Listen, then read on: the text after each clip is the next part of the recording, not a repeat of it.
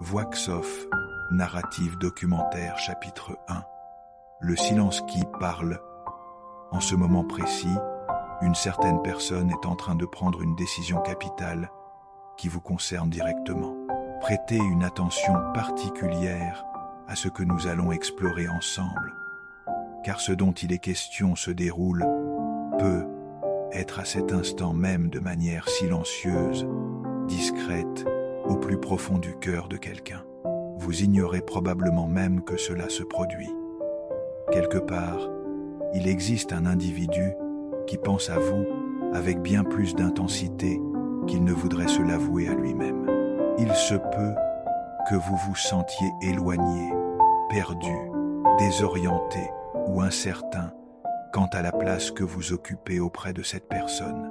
En apparence, la situation semble peu être calme, floue et sans résolution. Mais ce que vous ne percevez pas, c'est ceci. Cet individu se trouve actuellement face à l'un des carrefours émotionnels les plus déterminants de toute son existence, et le choix auquel il est confronté n'a rien d'anodin. Il ne s'agit pas d'une décision facile à prendre. Ce n'est pas quelque chose qu'il fait sans réflexion approfondie.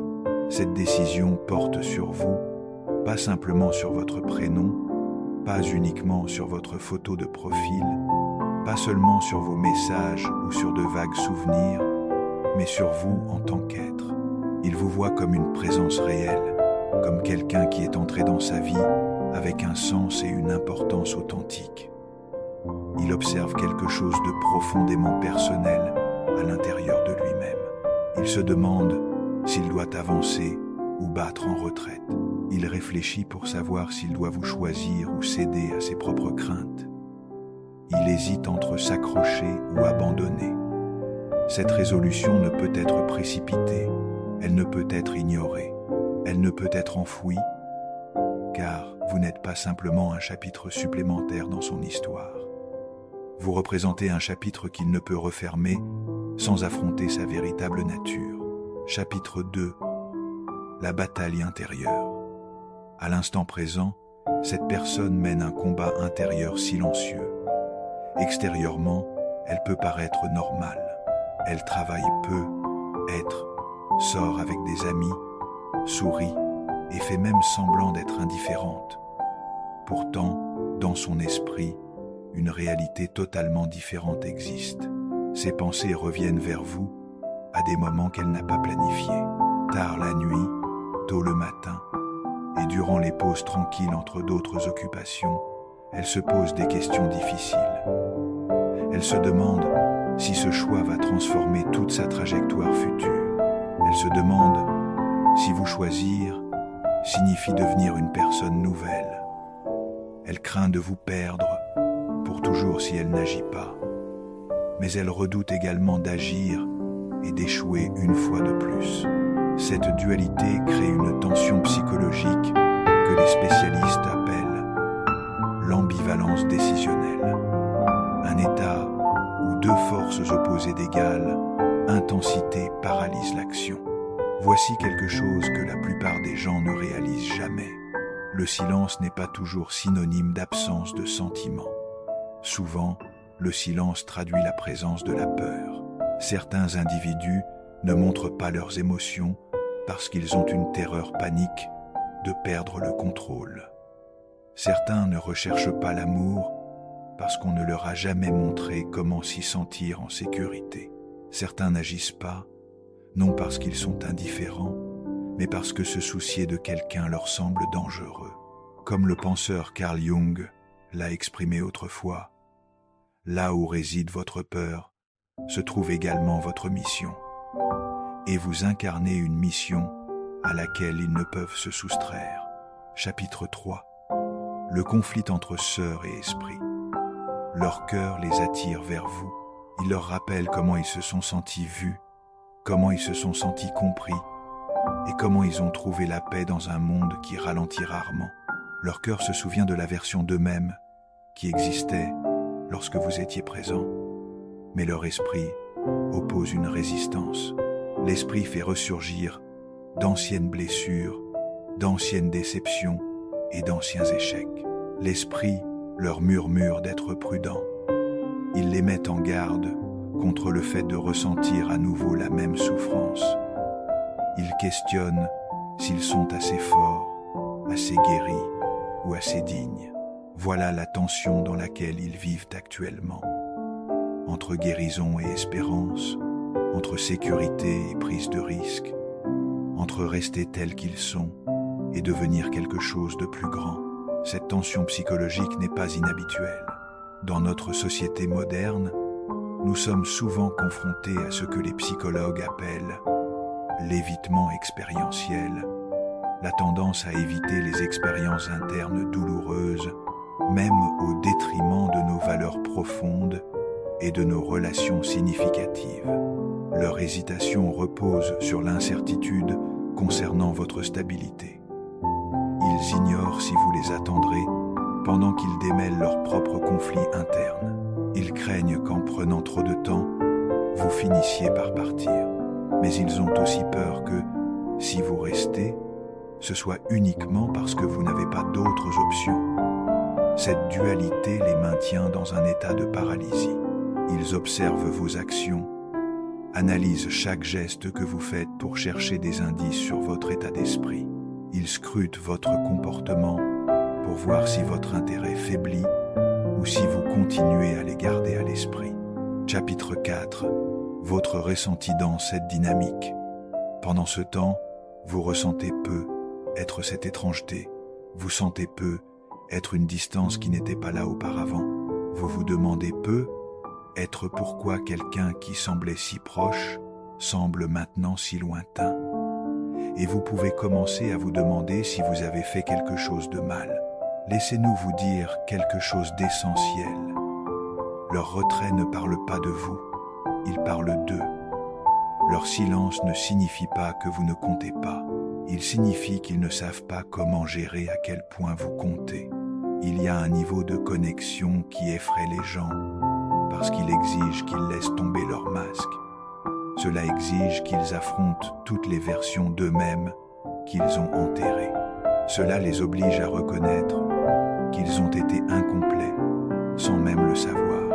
Lorsque quelqu'un vous rencontre et ressent ce type de reconnaissance, ce n'est pas simplement de l'attirance, c'est une rencontre avec un miroir, et ce miroir reflète non seulement qui ils sont, mais aussi qui ils pourraient devenir. Ce potentiel peut être aussi terrifiant qu'il est magnifique. Cette peur de l'intimité authentique trouve ses racines dans ce que la psychologie moderne appelle les blessures d'attachement. Ces blessures, souvent formées dans l'enfance, créent des schémas de protection qui persistent à l'âge adulte, nous poussant à fuir précisément ce dont nous avons le plus besoin, la connexion véritable. Chapitre 5. Le point de bascule. Maintenant, voici ce qui change tout. Au moment où vous cessez de négocier votre propre valeur, les choses commencent à se mettre en place. La pression se déplace, l'indécision les ronge. Ils constatent que leur hésitation ne les protège pas. Ils réalisent qu'ils doivent modifier leur schéma habituel, sinon ils répéteront sans cesse les mêmes erreurs. Vous êtes devenu un symbole représentant une bifurcation. Un chemin est celui de l'évolution, l'autre est celui de rester dans l'ancien. Ils savent quelle voie mène à une meilleure existence. Ils se questionnent pour savoir s'ils vivent en fonction de leurs craintes ou en fonction de la vérité. Parce que vous vous honorez vous-même, ils doivent regarder la réalité en face. L'urgence naît lorsqu'ils voient que vous n'attendez pas. S'ils vous désirent, ils ne peuvent pas rester indécis. Ils doivent être authentiques. Leur mur intérieur va soit se fissurer, soit se durcir davantage. Certains choisiront le courage et certains se retireront. D'une manière ou d'une autre, la vérité finit par émerger. Ce moment de vérité est ce que les psychologues appellent un moment de croissance post-traumatique, un instant où la douleur de rester le même devient plus grande que la peur du changement. C'est dans ces moments que les transformations profondes deviennent possibles. Chapitre 6. Votre transformation personnelle. Vous récupérez votre équilibre. Vous vous rappelez que l'amour ne se mérite pas en attendant. Il est accueilli en étant soi-même. Lorsque vous arrêtez de rendre votre vie plus petite pour eux, le brouillard se dissipe. Vous cessez d'interpréter des signes et vous commencez à vous faire confiance. Quoi qu'ils fassent ensuite, cela sera basé sur cette nouvelle réalité. S'ils avancent vers vous, cela se fera avec intention. S'ils s'éloignent, ce sera en raison de leurs limites, pas des vôtres. La vérité libère. Vous ne vous trouvez plus entre espoir et doute. Vous êtes ancrés, le cœur et l'esprit doivent maintenant être honnêtes. Cette transformation personnelle que vous vivez illustre parfaitement ce que la psychologie positive appelle l'auto-efficacité, la croyance en votre capacité à influencer les événements qui affectent votre vie. Quand vous cessez de mendier l'amour et commencez à l'incarner, vous changez fondamentalement la dynamique de toutes vos relations. Cette personne connaît maintenant le prix de l'attente. Le silence n'est plus neutre. Il est pesant. Elle voit ce qui est en jeu. Vous choisir signifie choisir la vie. Elle se demande si elle est prête à être vue et à risquer quelque chose de réel. Chapitre 7. La résolution imminente. La réponse émerge finalement de la vérité. S'ils vous choisissent, vous le ressentirez. Il n'y aura plus de doute. Leur énergie sera orientée et constante. Ils montreront par leur présence et leurs efforts qu'ils se soucient de vous. Vous vous sentirez intégré dans leur vie. Leurs paroles correspondront à leurs actes. Et s'ils s'en vont, cela aussi sera évident. Leur absence constituera la réponse. Vous n'aurez plus rien à interpréter. Vous le saurez. Parfois, les gens ont besoin de distance pour devenir celui qu'ils doivent être. Si la vie vous réunit à nouveau, cela se produira à partir d'un état de maturité. Mais votre vie ne se met pas en pause. Vous vous choisissez vous-même. Vous ne vous demandez plus s'ils vont vous choisir. Vous vous demandez si vous êtes heureux avec vous-même. Cela change tout. Cette sagesse reflète un principe fondamental de la psychologie humaniste. Votre bonheur ne peut pas dépendre de l'approbation ou des choix d'autrui. Votre épanouissement doit émaner de votre propre centre, de votre propre estime de soi et de votre propre alignement avec vos valeurs profondes. Chapitre 8. La véritable nature de l'amour. L'amour ne concerne pas la peur ou l'attente. Il s'agit d'alignement. Si quelqu'un est destiné à être avec vous, aucune peur ne l'arrêtera. S'ils ne vous choisissent pas, cela ne vous rend pas moins précieux. Cela vous montre où vous devez aller. Alors, affirmez votre valeur et avancez en paix. Laissez la clarté prendre la place du désir ardent. La décision la plus puissante a toujours été celle que vous avez prise concernant vous-même. L'amour véritable n'est pas une négociation ou une supplication. C'est une reconnaissance mutuelle, un choix conscient et répété, une décision d'honorer l'autre dans sa totalité. Quand l'amour est authentique, il ne génère pas d'anxiété chronique ou de confusion permanente. Il apporte de la clarté, même dans les moments difficiles. Chapitre 9. L'éveil de l'autre. Et maintenant, tandis que le silence s'étend, un nouveau niveau de ce voyage commence à se révéler. Cette personne commence à reconnaître que l'espace entre vous n'est pas vide. Il est rempli de tout ce qu'elle a évité. Elle commence à comprendre que chaque fois qu'elle a pensé à vous contacter, mais ne l'a pas fait, elle parlait en réalité à ses propres ombres. Elle voit que vous n'êtes pas un problème à résoudre, mais une réalité à embrasser. Le poids de cette prise de conscience transforme son regard sur son quotidien, les choses qui la satisfaisaient auparavant, les petites distractions Les conversations superficielles, les routines bien remplies, semblent maintenant creuses et sans substance. Elle commence à voir qu'en restant dans l'entre-deux, elle perd précisément ce qui la faisait se sentir vivante. Elle examine sa vie et reconnaît qu'un cœur ne peut pas rester éternellement dans un état de peu-être sans se flétrir. Cette reconnaissance illustre ce que les thérapeutes appellent l'insight thérapeutique. Ce moment où une personne voit soudainement la réalité de ses propres schémas destructeurs avec une clarté douloureuse mais libératrice. Chapitre 10. La lassitude des excuses. C'est le moment où la pression intérieure se transforme en besoin d'un mouvement extérieur. Elle se lasse de ses propres excuses. Elle en a assez des histoires qu'elle s'est racontées sur les raisons pour lesquelles cela ne pouvait pas fonctionner ou pourquoi elle n'était pas prête. Elle remarque que plus elle essaie de repousser la pensée de vous, plus vous occupez le centre de sa conscience. C'est ce que signifie être véritablement connecté à une autre âme. On ne peut pas fuir ce qui est déjà devenu une partie de soi. Elle commence à ressentir un sentiment de responsabilité, non seulement envers vous, mais envers la connexion elle-même. Elle commence à se demander si elle a été une bonne gardienne de la magie qui existait entre vous.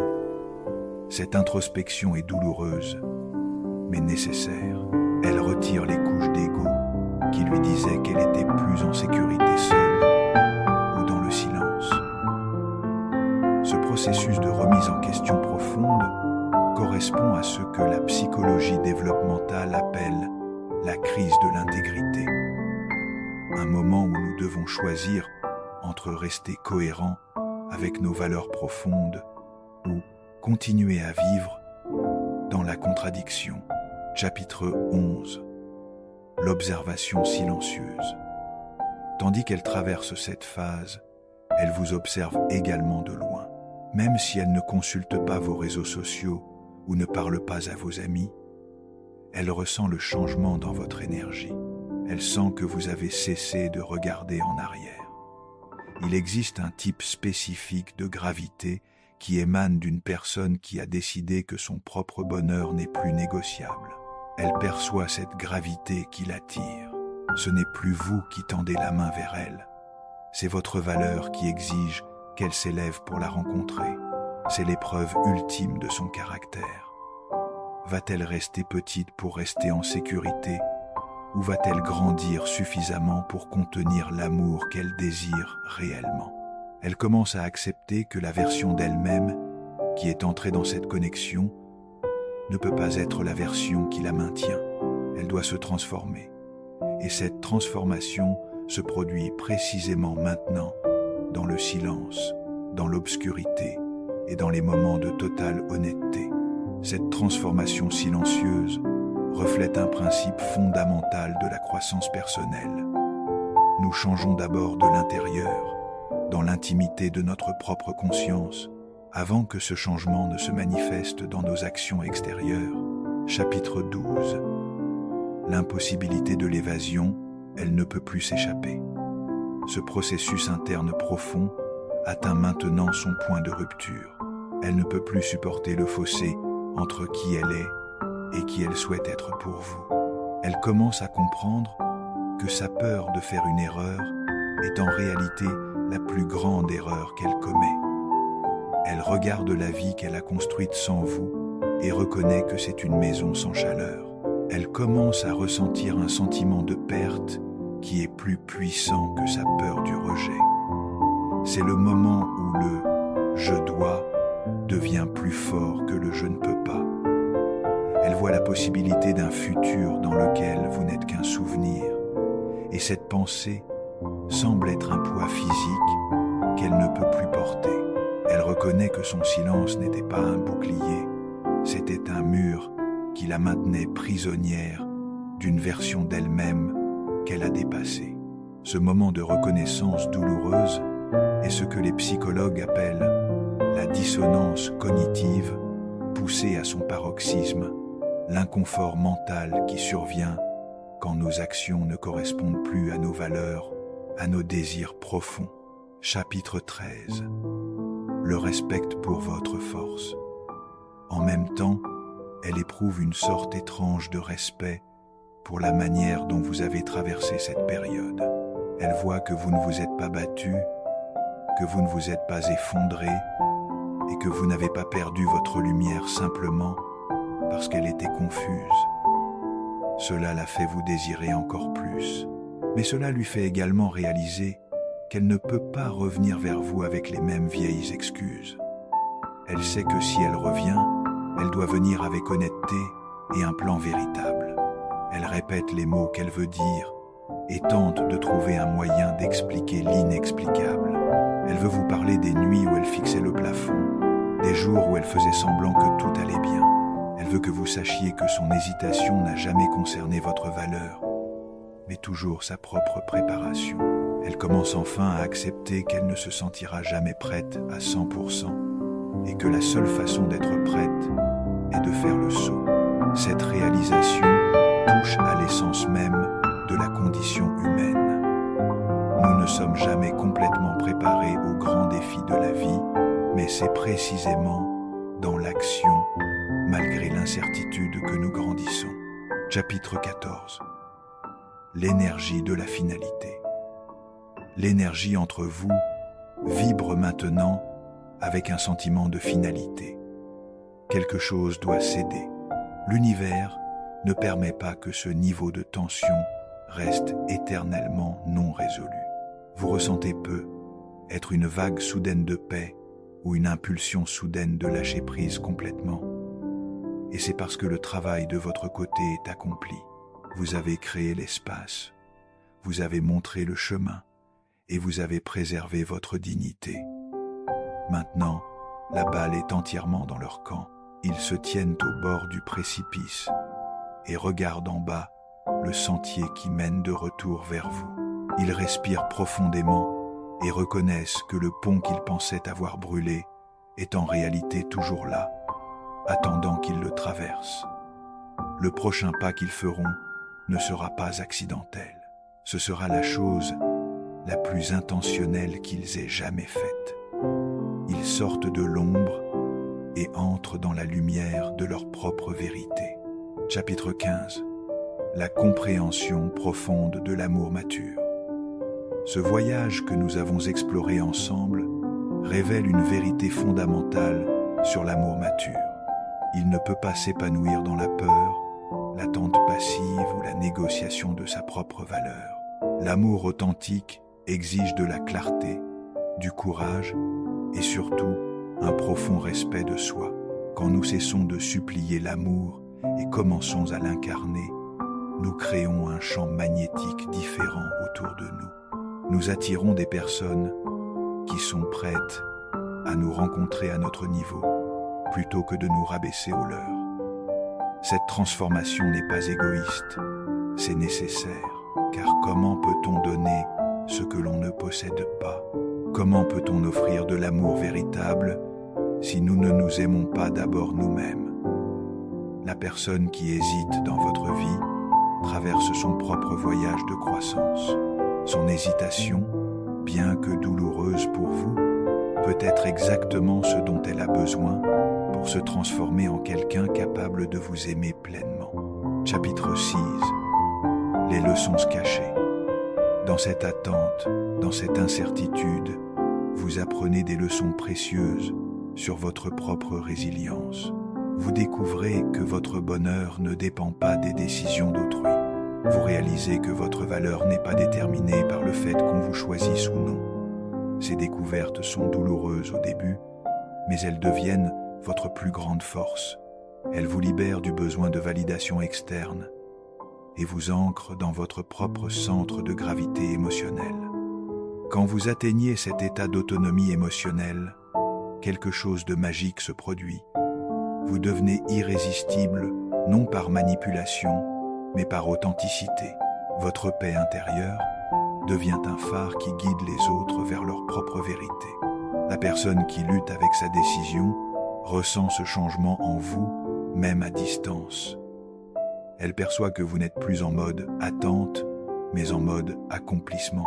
Cette réalisation accélère son propre processus de décision. Chapitre 17. La danse des énergies. Il existe une danse énergétique subtile qui se joue entre deux personnes connectées. Quand l'une avance, l'autre recule souvent, et vice-versa.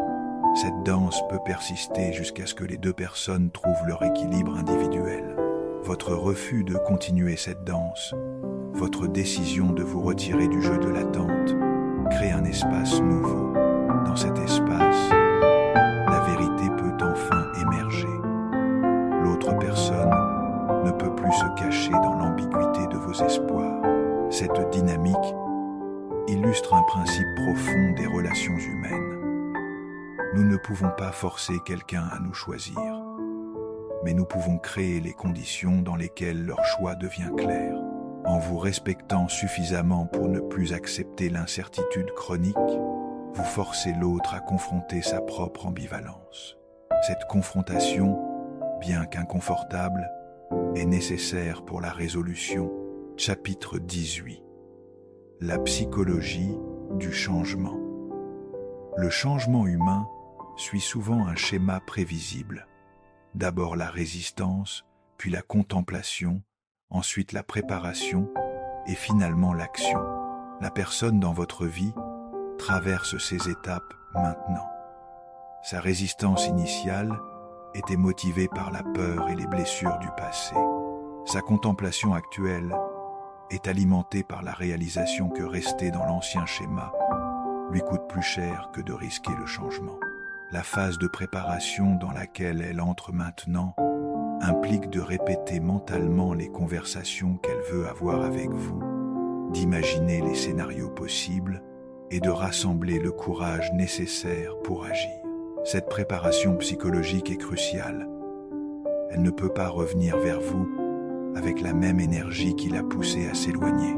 Elle doit cultiver une nouvelle version d'elle-même, une version capable de soutenir l'intimité qu'elle désire. Chapitre 19. L'impact de votre transformation. Votre propre transformation pendant cette période a été tout aussi significative. Vous avez appris à faire la distinction entre l'amour et l'attachement, entre l'espoir sain et l'attente destructrice. Vous avez développé ce que les psychologues appellent l'amour détaché, la capacité d'aimer quelqu'un profondément tout en étant prêt à le laisser partir si nécessaire. Cette forme d'amour, paradoxalement, attire plus que l'attachement désespéré. Votre refus de vous diminuer pour accommoder l'incertitude d'autrui envoie un message puissant. Vous vous valorisez suffisamment pour exiger de la clarté dans vos relations. Cette position n'est pas ultimatum, mais self-respect. Cette transformation vous prépare non seulement pour cette relation spécifique, mais pour tous les liens futurs. Vous portez maintenant une sagesse qui vous protégera des dynamiques toxiques et vous orientera vers des connexions authentiques. Chapitre 20. L'anticipation de la résolution. Nous approchons maintenant du moment de vérité. Toutes les forces psychologiques que nous avons explorées convergent vers un point de résolution. L'autre personne ne peut plus maintenir le status quo. Son système interne de résistance s'effrite face à l'évidence. Vous êtes quelqu'un de précieux qu'elle pourrait perdre définitivement si elle ne agit pas. Cette réalisation crée une urgence qui surpasse sa peur.